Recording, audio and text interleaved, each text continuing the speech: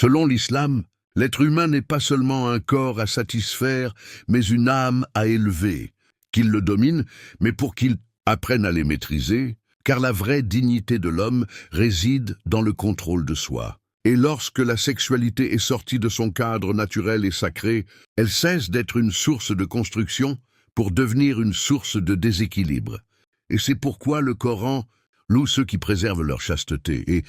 considère comme transgression le fait de rechercher la satisfaction sexuelle en dehors de ce qu'Allah a rendu licite, tandis que le prophète, dans sa sagesse, n'a jamais encouragé la satisfaction solitaire, mais a orienté vers le mariage quand cela est possible, et vers le jeûne comme discipline spirituelle, quand cela ne l'est pas, car le jeûne affaiblit le désir et renforce la volonté. Et cette vision rejoint au jour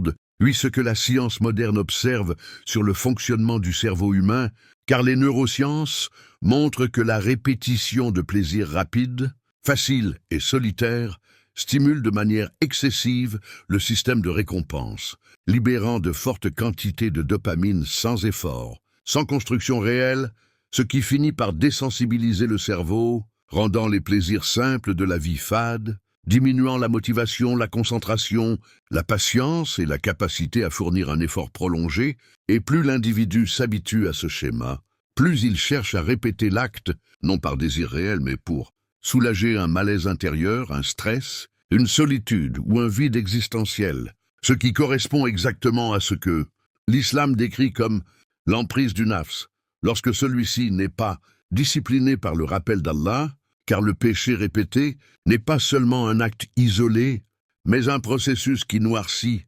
progressivement le cœur, affaiblit la présence spirituelle et installe une contradiction intérieure, où la personne sait que quelque chose ne va pas mais continue malgré tout. Et cette contradiction génère honte, culpabilité et parfois éloignement de la prière,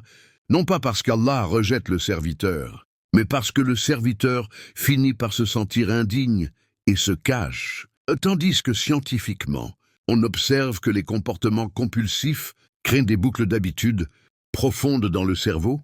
rendant la volonté plus faible face à la tentation, ce qui explique pourquoi beaucoup disent vouloir arrêter, mais n'y arrivent pas durablement, sans changement profond de mode de vie, et l'islam, de son côté, insiste sur la notion de lutte intérieure, le jihad an-nafs, car il sait que céder constamment aux pulsions affaiblit la capacité de résister aux autres péchés, rendant l'âme paresseuse, dépendante et orientée vers l'immédiateté. Et cet affaiblissement ne reste pas limité à la sphère intime, mais déborde sur la vie entière, dans le travail, les études, les relations humaines et même le mariage. Abonne-toi et écris dans le commentaire que Dieu me délivre